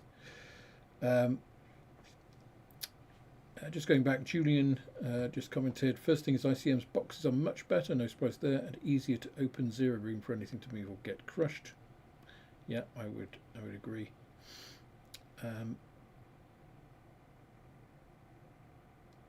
And yes, as your ICM kits do give your bits box a good feeling, definitely. And oh, Amusing Hobbies have some nice Luftwaffe 46 kits due out. Now, I do like a bit of Luftwaffe 46, so I think I would. I'd be interested in getting something there. Martin says, I don't get the animosity to Zvezda. I'm sure the blokes that work off that factory had little to do with Putin and his greater Russia ambitions. Just a thought. So, I do have thoughts on this, and because I've got a stream, it's I can volunteer them. I don't have a problem with Zvezda as a company, no problem at all. I believe it's privately owned.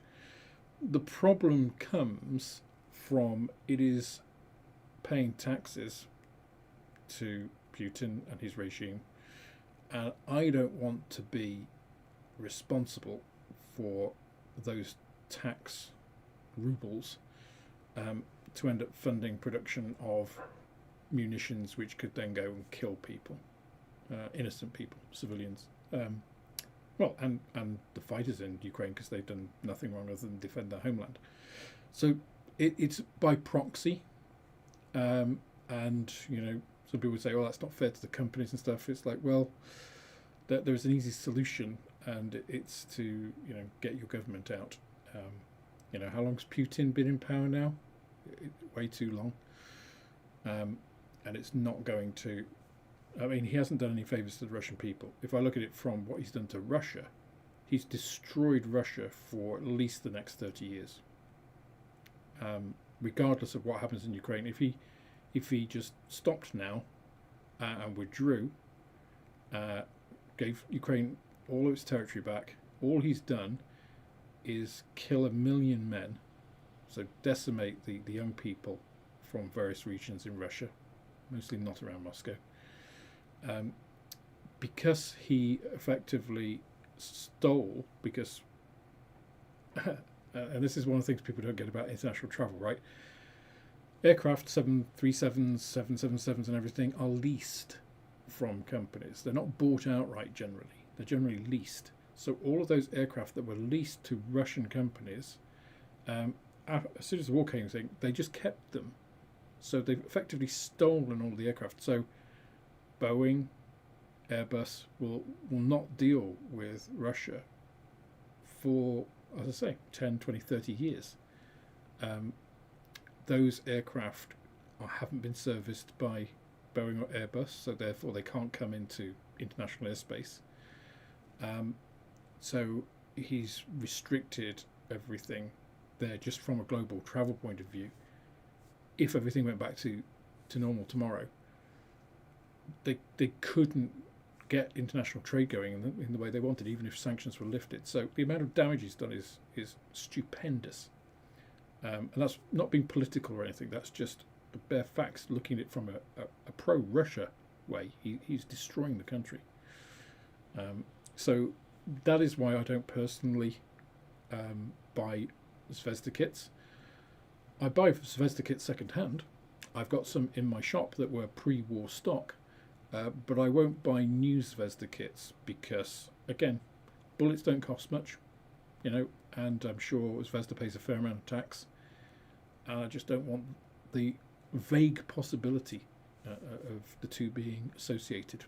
So it's a personal choice. If somebody buys Zvezda kits, that's their choice. I'm not going to rag on that. That's just my personal opinion.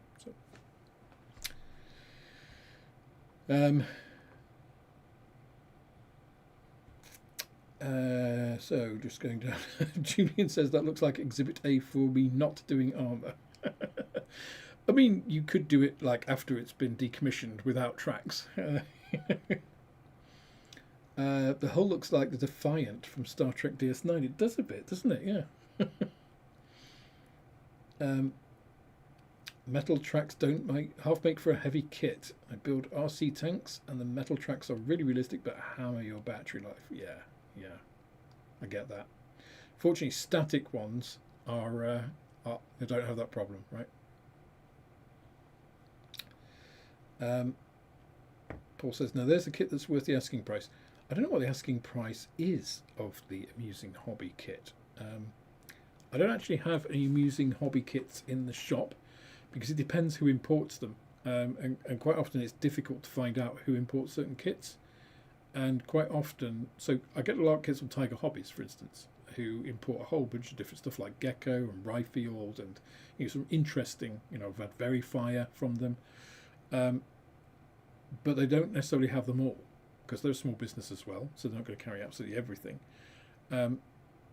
So like this kit isn't, I don't think it's a brand new kit. I think it's been out a few years. So, like it's like getting an old airfix kit. I say old, like if you wanted to get the first Bristol Blenheim in 48 scale, they don't do that anymore. So, so it's one of those things.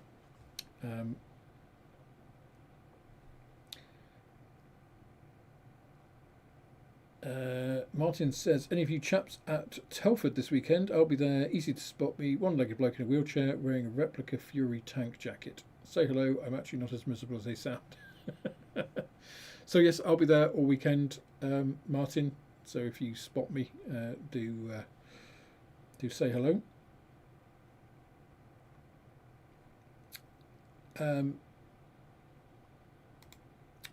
Moss says, oh, evening Moss, didn't see you there. Moss says, absolutely spot on, nothing wrong with Zvezda, but my conscience tells me not to buy them. I've also bought pre-war kits from model shops who have purchased them before the war. Yeah, I mean, I got a really odd, it was in the unboxing choices, a little Russian, like, civilian trainer, but it looks quite cool. It looks kind of like a, I don't know, like a, like an Embraer and Concorde kind of had a baby. It's really weird looking. So I thought, oh, I'll get that. It wasn't very much, and so yeah, I shall do that at some time because they do some really interesting subjects. That's the thing with Zvezda is, if you're into Russian stuff or like Soviet stuff or slightly odd out there things, they do quite a lot of that, and it's like a bit like ICM. I mean, they are, Ukraine and Russia very close physically, geography. Obviously that's one of the problems, and so they do tend to have this kind of same bent on that. So yeah, it's unfortunate. I mean, it's unfortunate for everybody. We just hope it ends, as quickly as possible. But the Black Eagle is around £52. Oh my god, that's a lot. That's a lot. Yeah, I wouldn't have bought it for £52. Is it on AliExpress? You might be able to get it. AliExpress or Temu, you might be able to get it. Or is that RRP Temu? Because if it is, then it's 30 quid normally.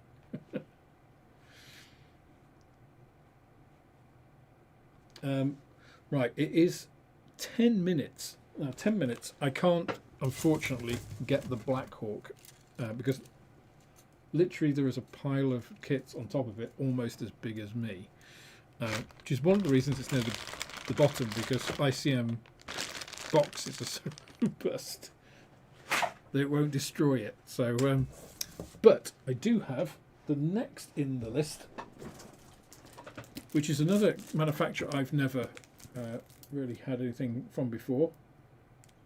And this is the Spinosaurus in 35th scale from X Plus. So Fenris, of course, is a big dinosaur fan. And he kind of enthused me to do a Tamiya Stegosaurus, which I really enjoyed. And that's like $7.50. It's cheap as chips. I mean, is it anatomically correct for Stegosaurus? Kind of, a bit. But the great thing is it goes together quickly, and you can paint it however you like. So here we go, slightly less shiny. The Spinosaurus. Oh my god, it's still got this plastic on it. It's a nice box art. This has been released without Jurassic Park box art on it before. Let me just get rid of the old white and swap you over to the screen. Still got more of that damn plastic. Ugh. Very solid box. Nice top opening box, nice box art on it. That's pretty robust as well. And absolutely packed, which is what we like to see. And then a lot of bags. 2, 3, 4, 5, 6, 7, plus a base. Wow. Okay. That's quite a lot of kit.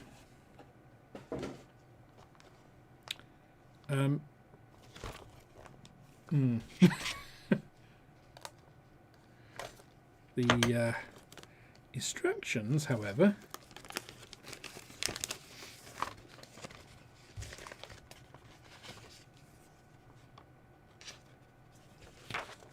no, it's a horrible fold-out thing. Okay, instructions, I'll give it a point. But, yeah. Interesting though, you get obviously the Spinosaurus itself, and then you get this sort of scenic diorama base, which has a splash that is actually water splashing up this. So you've got a splash with the Spinosaurus foot going into it, and then you have this structure with the wire going through it, which I think is one of the supposed to be one of the fence towers. Or you can just do it in a little one if you want to do something else. So I like that you've got the different options to do that. Also, you get written instructions, which is quite nice, in addition to the actual sort of exploded diagram, which is it's a bit 1950s almost, this this layout. Oh no, it's a crane. Okay. Oh, I see. Yeah, it's in that. I can't remember that part of the film that well, to be honest. Oh, Blue and Beta are also coming out. There's a survey QR code. Okay. I don't know X-Kit, but first impressions are quite good. You seem to get a lot for your money, but these are relatively expensive, so.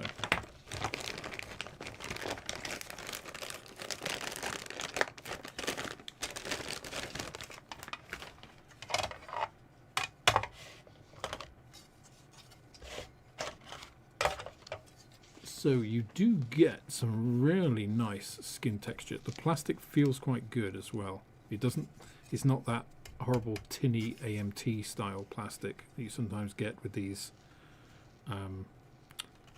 more esoteric kind of kits. So that's nice to see. This looks like proper plastic.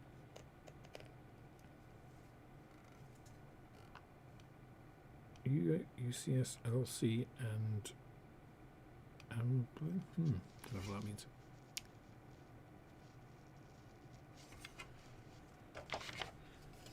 You also have some really nice skin texture. Whoever sculpted this had a really good grasp of, general anatomy. Which sounds ridiculous, for a dinosaur, but it's important. Just things like the way skin folds, around here. It's really good. And these are the kind of things that really come out when you start to paint a model like this. There's that little solitary footprint piece.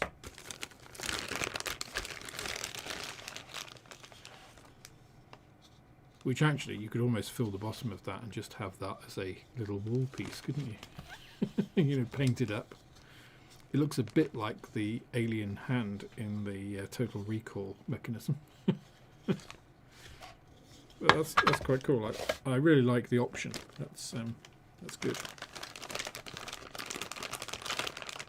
Oh, I see. I didn't spot this on the instructions. But it seems you make this kind of almost like an armature of dinosaur. Oh yes, and then these pieces are like pieces that go on top, cladding. That's interesting. So those parts aren't structural, really, or aren't the base structure. You've got this pre-dinosaur piece. I don't think I've ever seen a kit do that before. I mean, like the Tamiya dinosaur kits, the outside is the structural part, right? These are slide molded from the looks of it. You can often tell because they have these raised pieces for the secondary slide pieces to come in, but it's a dead giveaway when you've got like fully three-dimensional pieces, especially with intricate parts like that on all sides. I mean, that's some impressive moulding. Also impressive tool creation. Needs some of the detail on it. It's a little bit soft, but it's not supposed to be for this, is it? This is dressing for the dinosaur. Let's have a look at the face.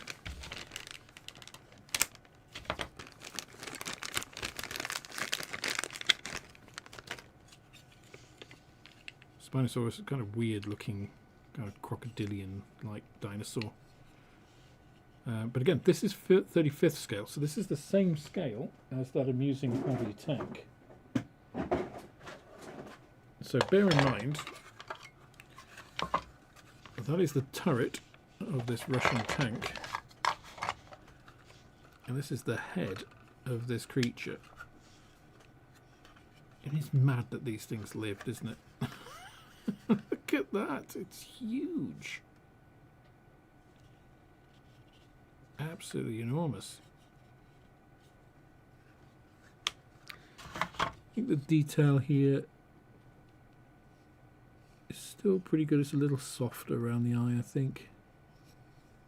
But overall, still excellent. You can see big individual scales, smaller scales on the underside, the skin. And again, the kind of the understanding of anatomy, like the main skull and then the sagging between. Really nice. I think gives it quite an air of realism.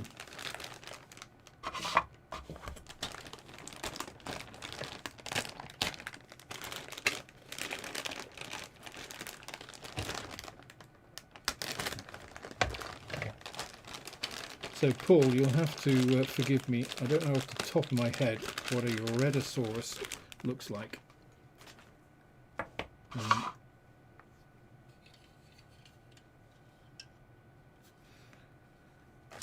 So we've got Spinosaurus's sail, which is quite chunky, actually.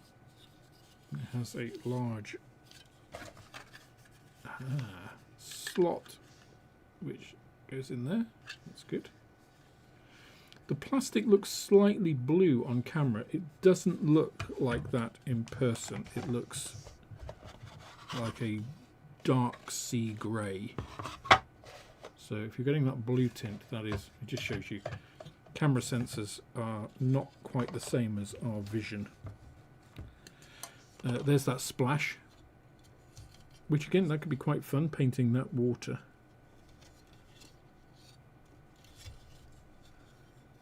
You've got the Jurassic Park symbol there.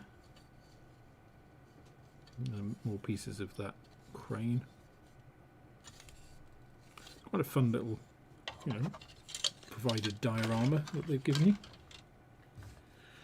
And really complex looking feet and claws there, and some impressive teeth.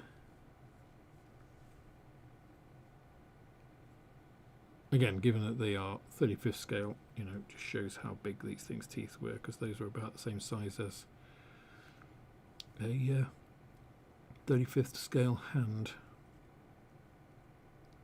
It's not something you would want to have met, is it, really? I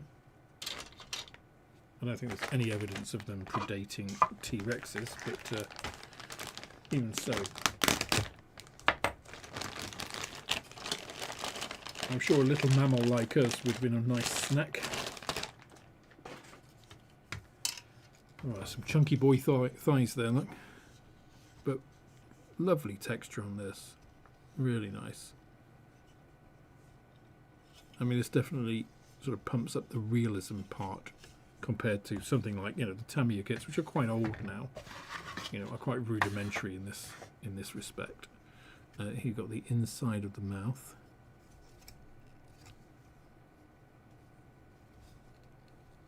A very substantial foot. I presume that's the tip of its tail. So, interesting. And yeah, that's going to be a fairly sizable model as well by the time it's got all of the bits on it, because the tail is onto there, you've got the neck, the head. So yeah, that's going to be probably a little bit bigger, well, quite a bit bigger than this tank, right?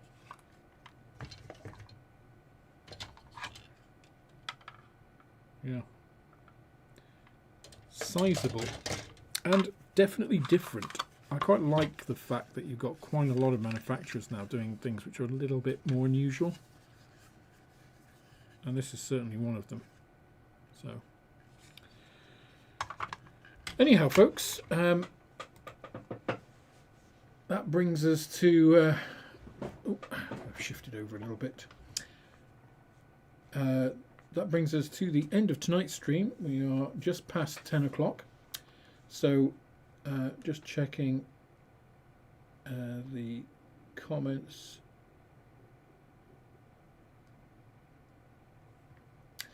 Martin, in terms of the Chinese tax revenue and their human rights issues, that's all well and good. And I understand that, and not terribly comfortable.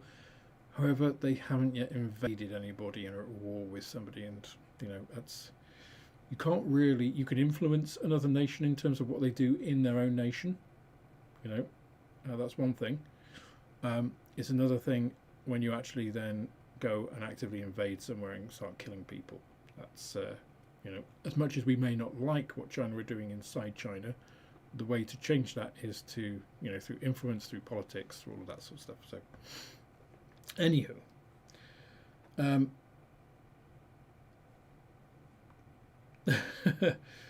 Steve's Gaming said, this kit reminds me of my neighbour's sister back in the 80s. She got an airfix birds model for Christmas and she was furious. I wanted a tank, not birds.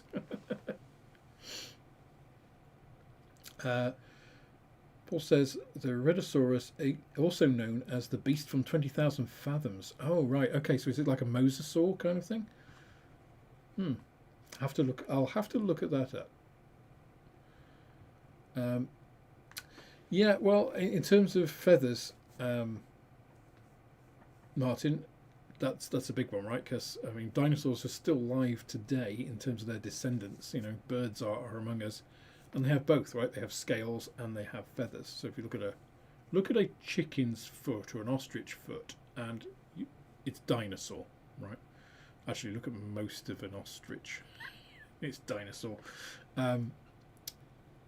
So yeah, the feathers seem to have evolved for warmth in some species. So it's a big one. I mean, you could stick feathers on your X Plus kit if you want. Nobody can tell you that it wasn't true, right? Unless they've got several million years age on you, you're good. So, all right. Well, thanks so much, guys, for joining me tonight and checking out these kits. I think some interesting ones there. You know, we've seen some improvements from Revel in some areas, some old habits dying hard. A real mix of kits tonight as well. So thanks, guys, for voting on those. If you are going to Telford, if you are a member, check out the Discord. Get onto the when to meet, and let's see if we can get together for the meal. I think there's at least 3 or 4 of us for each evening, so more is welcome. And if you're not going to Telford, I'll be filming the whole lot so that you'll get some idea of what was there, the competition, all those things. I'll try and get as good footage as I can. And for those that are, of course, look forward to seeing you. Other than that, have a fantastic rest of your week and take care of whatever you're doing. Okay? Cheers now.